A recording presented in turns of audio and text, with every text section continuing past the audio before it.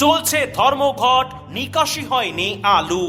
কর্মবিরতিতে নেমেছেন মালদার ৮ মাইল এলাকার আলু ব্যবসায়ী ও স্টোর মালিকরা।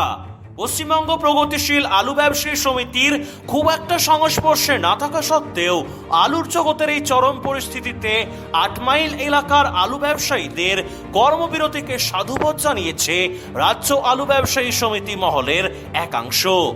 আলুতে সরকারি হস্তক্ষেপ, পুলিশি জুলুমবাজি ও বর্ডার বন্ধের কারণে তিতিবিরক্ত হয়ে কর্মবিরতিতে যেতে বাধ্য হয়েছেন ৮ মাইলের আলু সংরক্ষণকারীরা। যতদিন না বর্ডার সমস্যার সমাধান হচ্ছে ততদিন পর্যন্ত চলবে ৮ মাইল মোকামের আলু ব্যবসায়ীদের কর্মবিরতি। গতকাল থেকে হিমঘরের শেড কার্যত ফাঁকাই পড়ে রয়েছে। গত পরশু সন্ধ্যা থেকে আর কেউ নতুন করে হিমঘরের শেডে আলু নামায়নি। ৮ মাইল মোকামের কিছু কিছু স্টোরে বিক্ষিপ্ত আলু নামার খবর পেলে স্থানীয় ব্যবসায়ীদের নেতৃত্বে আলু নামানোর উপর স্থগিতাদেশ জারি করা হয়।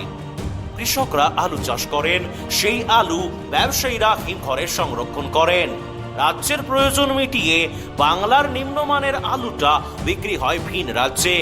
কিন্তু বর্তমানে রাজ্য সরকারের অলিখিত নির্দেশে বাংলার সীমান্ত পেরিয়ে আলু ভিন রাজ্যে না যাওয়ার ফলে চরম ক্ষতির মুখে পড়েছেন ওড়িশা, বিহার, ঝাড়খণ্ড, আসামের মতো বঙ্গ আলু নির্ভর রাজ্যগুলি।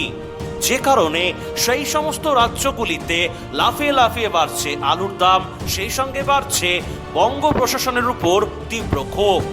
সামনে আসছে দুর্গাপুজো, তার আগে যদি মুখ্যমন্ত্রী কৃষক দরদি না হন তবে সমস্যার মুখে পড়তে পারে আগামী বছরের আলু চাষ।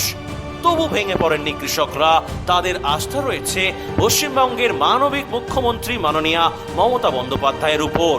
তবে আলুতে সরকারি হস্তক্ষেপ প্রত্যাহারের শেষ পথ কি কর্মবিরতি? অনির্দিষ্টকালের জন্য কর্মবিরতি করলে কি আদৌ সরকারের টনক নড়বে? পাশাপাশি আলুর বর্তমান পরিস্থিতি নিয়ে কি বলছেন ৮ মাইল মোকামের বিশিষ্ট আলু ব্যবসায়ী শাহেন শেখ? চলুন শুনে নেই। প্রিয় দর্শক, এই প্রতিবেদনটি সমাজের সর্বস্তরের মানুষের কাছে পৌঁছে দিন। আলু সংক্রান্ত নির্ভেজাল সব খবরাখবর সবার আগে জানতে চ্যানেলটি সাবস্ক্রাইব ও ফলো করতে ভুলবেন না। উত্তরবঙ্গই তাহলে পথ দেখাচ্ছে নাকি সাহেনসাদা? মানে প্রথম উত্তরবঙ্গের চাষিরা আন্দোলনে নামলো, তারপর আস্তে আস্তে দক্ষিণবঙ্গের চাষিরাও শুরু করলো, এবং এখন উত্তরবঙ্গের যে মালদা, মানে আপনারা কর্মবিরতি শুরু করলেন, এরপর তাহলে কি মনে হচ্ছে দক্ষিণবঙ্গ শুরু করবে নাকি? প্রথমে নমস্কার, ইন্ডিয়া নমস্কার। পল্টন নিউজের পক্ষ থেকে আমার হুম হুম। গত গতকাল আমাদের এখান থেকে কর্মবিরতি চলছে। হুম। গতকাল চলেছে, আজকেও চলছে সক্রিয়ভাবে। আমাদের এখানে কোনো স্টোর মালিক স্টোর খোলা রেখেছে, কিন্তু আমাদের কোনো ব্যবসাদার কোনো আলু ওখান থেকে বের করছে না, আলু তৈরি করছে না, মার্কেটে আলু রিলিজ করছে না। আচ্ছা, এটা কি শুধুমাত্র আপনার যে মালদা জেলার ৮ মাইল মোকাম আছে এখানেই, নাকি টোটাল মালদা জেলাতেই কর্মবিরতি চলছে? আমাদের টোটাল মালদা জেলায় কর্মবিরতি চলছে। আচ্ছা, মানে গতকাল বা আজ সেভাবে আলু নিকাশি কোনো স্টোর থেকেই হয়নি? না না না, কোনো স্টোর থেকে আলু নিকাশি নাই, পুরো স্টোরই নীল আছে। আচ্ছা, আপনাদের সমিতি তো মনে হয় রাজ্য কমিটির মধ্যে আছে, কিন্তু একটু মনে হয় দূরে দূরে থাকেন, তাই না আপনারা? হ্যাঁ হ্যাঁ হ্যাঁ, আমাদের মালদা একটু দূরে দূরেই থাকে। একটু দূরে দূরে থাকেন তো মোটামুটি হ্যাঁ, এই সিদ্ধান্তে আসার কারণটা কি? মানে আলু ব্যবসায়ী সমিতি এখনো সেভাবে কর্মবিরতিতে শুরু করলো না, কিন্তু আপনারা মানে আপনাদের যে ৮ মাইল এবং হিমঘর মালিক আপনারা যারা রয়েছেন তারা একসঙ্গে কর্মবিরতি নেমে পড়লেন, এটার মূলত কারণটা কি? এটার মূলত কারণ যেটা ছিল, যেটা যে আপনার বিশেষ করে আমাদের যে আলুটা আপনার ঝাড়খণ্ড, বিহার, আসাম, হুম, এই তিনটা রাজ্যে আলুটা আমাদের মূলত যেয়ে থাকে। হুম, কিন্তু বিষয় হচ্ছে আমাদের আজকে এই প্রায় মাসখানেক ধরে আমরা কিন্তু এই তিনটা রাজ্যে কোনো রাজ্যে আমরা আলু বেচতে পারছি না। হুম, এবং আমাদের যা মানে ব্যবসার যা কন্ডিশন, যে আমাদের যে মার্কেটে যে টাকা বিভিন্ন রাজ্যে যে জায়গায় টাকা ফেঁসে আছে, মাল না দেওয়া, আলু না দেওয়ার কারণে আমাদের টাকা ওখান থেকে ব্যাগ আসছে না। হুম, এবং আমরা যে বর্তমান পরিস্থিতি এখন সরকার রেটে যে আলু বেচছি, তাতে আমাদের লোকসান, মানে ভালো টাকা লোকসান হচ্ছে। হুম। এখন আচ্ছা। আমাদের সব থেকে কর্মবিরতি করার মূল কারণ হচ্ছে যে সরকার সরকার আমাদের দিকে তাকিয়ে, চাষি ব্যবসায়ীদের দিকে তাকিয়ে ভিন রাজ্যে আলু যাওয়ার একটা ব্যবস্থা করে দিক। এই জন্য আমরা আমাদের কর্মবিরতি আন্দোলন শুরু করেছি। আচ্ছা, আর এই পুলিশি জুলুমবাজির কিছু ঘটনা ঘটছে নাকি, নজিরবিহীন কিছু ঘটনা আপনাদের ওদিকে? হ্যাঁ, পুলিশের আমাদের যেগুলা বিভিন্ন বর্ডারে একসময় পুলিশরা আমাদের কাছে অভিযোগ ছিল যে বিভিন্ন জায়গায় গাড়িতে টাকা নিয়ে গাড়ি ছেড়ে দিচ্ছিল। এইভাবে আমাদের একটা অভিযোগ আমরা পেয়েছি। আপনি এরকম কোনো হেনস্থার সম্মুখীন হয়েছেন নাকি, যে আপনার গাড়ি গেছে সেখানে টাকা চেয়েছে, আপনি টাকা দিতে পারেননি, গাড়ি ঘুরে চলে এসেছে, এরকম ঘটনা? না, আমাদের এখানে কিছু ঘটনা ঘটেছে, কিন্তু আজকে 2-3 দিন 4 দিন নাগাদ থেকে আমাদের এখানে খুব একটা কড়াক্রান্তি পুলিশ শুরু করেছে। ও, এবং আলু দাম করে ওনারা অন্য ব্যাপারীর কাছে আলু বেচে দিচ্ছে পুলিশরা। মানে বুঝতে পারলাম না, একটু যদি খুলে বলেন। আমাদের এখান থেকে যে আজ থেকে 3-4 দিন আগে যে সমস্ত গাড়িগুলো যাচ্ছিল, এবং তারা গাড়ি আটক করে দিয়ে তারা আলু অন্য জায়গায় অন্য ব্যবসায়ীদের কাছে পুলিশরা বেচে দেয় দাম করে। ও, এরকমও ঘটনা ঘটছে? হ্যাঁ, হ্যাঁ, হ্যাঁ, অবশ্যই অবশ্যই আমাদের এখানে ঘটেছে, মালদায় ঘটেছে। আচ্ছা, কি মনে হচ্ছে, মানে এই যে ধরুন আপনারা মানে মানে কর্মবিরতিতে গেছেন, মানে লোকাল মালদাতেও বাজারেও এবারে মানে ক্রাইসিস দেখা দেবে আলুর, তো আদৌ কি অবশ্য প্রশাসনের টনক নড়বে মনে হচ্ছে, কি বুঝছেন? দেখুন, সেটা প্রশাসন নিজের জায়গা নিজে ভাববে। আমরা আমাদের জায়গার যে পরিস্থিতি সেটা আমরা বেঁধে রেখেছি। এই আন্দোলন কর্মবিরতি এখন কদিন চলবে জানি না। অনির্দিষ্টকালের জন্য বন্ধ আছে, সে 2 দিন চলতে পারে, 5 দিন চলতে পারে, 10 দিন চলতে পারে। এর যদি সুরাহা না হয় তাহলে আমাদের আন্দোলন কর্মবিরতি এভাবে চলতে থাকবে। আচ্ছা, মানে এখন পর্যন্ত অনির্দিষ্টকালের জন্য কর্মবিরতিতে হ্যাঁ, হ্যাঁ, আপনারা হ্যাঁ, এখন তো আছেন যাচ্ছেন? আছে। আচ্ছা, মোটামুটি গত পরশুদিন মানে যখন হিমঘরে আলু নিকাশি হয়েছিল, সেটা তখন কিরকম দাম টাম ছিল আপনাদের ওখানে আলুর?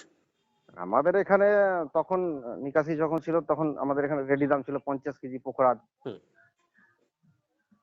1075 টাকা। 1075 টাকা। আর এমনি বন্ডের দাম কেমন যাচ্ছিল? বন্ডের দাম ছিল আপনার 770 থেকে 780 টাকা। 570 থেকে 770 780 770 টাকা? থেকে আচ্ছা, 780 সরি, টাকা 770 হ্যাঁ, 780। আচ্ছা, হ্যাঁ। এমনি জ্যোতি জ্যোতি টতি বিক্রি হচ্ছিল নাকি? জ্যোতি আমাদের এখানে কিছু সামথিং থাকে, সেই জ্যোতিটা বিক্রি হচ্ছিল আপনার ওই 1250 টাকা বিক্রি হচ্ছিল। রেডি লোকাল জ্যোতিটা 50 আমাদের। কেজি? হ্যাঁ, 50 কেজি রেডি জ্যোতি। আচ্ছা, আচ্ছা, মানে প্রথমের দিকে মানে ধরুন আলুর দামটা যে পরিমাণ একটু উঁচু জায়গায় ছিল, তার থেকে দামটা মোটামুটি অনেকটাই কমে গেছে, তাই তো?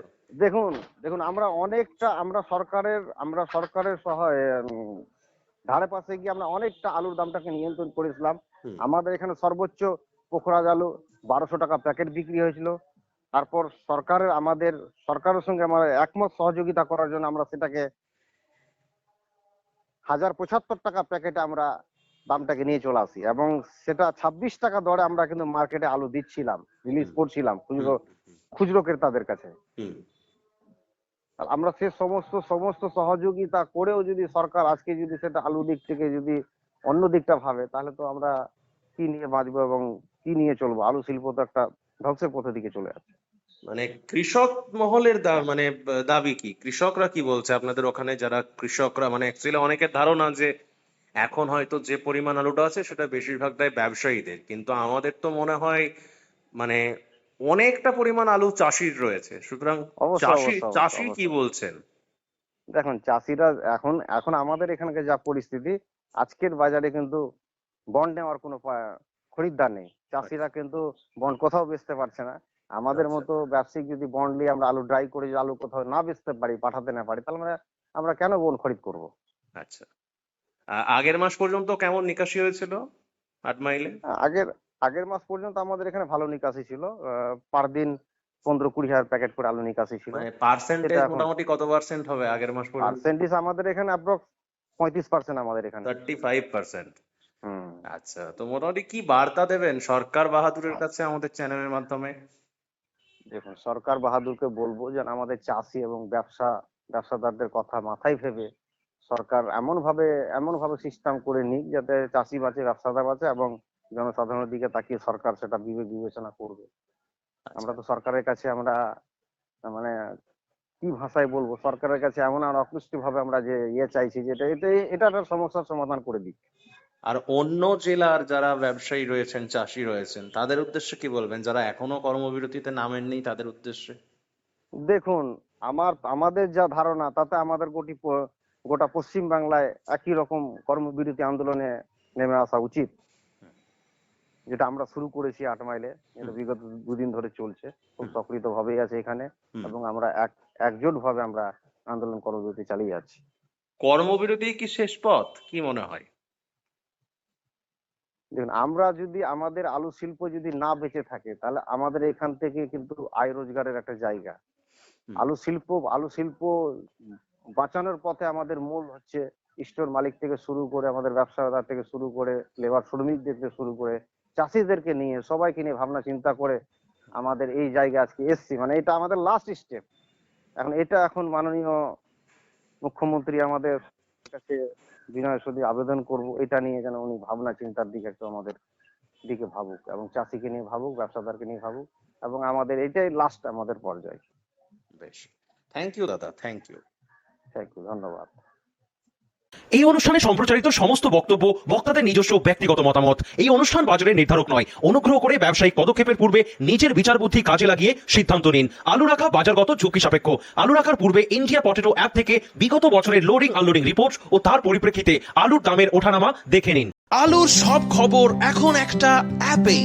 আলুর প্রাত্যহিক বাজার দর, আলুর সর্বভারতীয় বাজার দর, আলুর সকালের বাজার দর, লোডিং আনলোডিং রিপোর্ট, বিগত 10 বছরের আলুর তথ্য, সারা ভারতবর্ষের 20,000 আলু চাষী ও ব্যবসায়ীদের তথ্য এখন আপনার হাতের মুঠোয়। প্লে স্টোর থেকে আজই ডাউনলোড করুন India potato market rate app.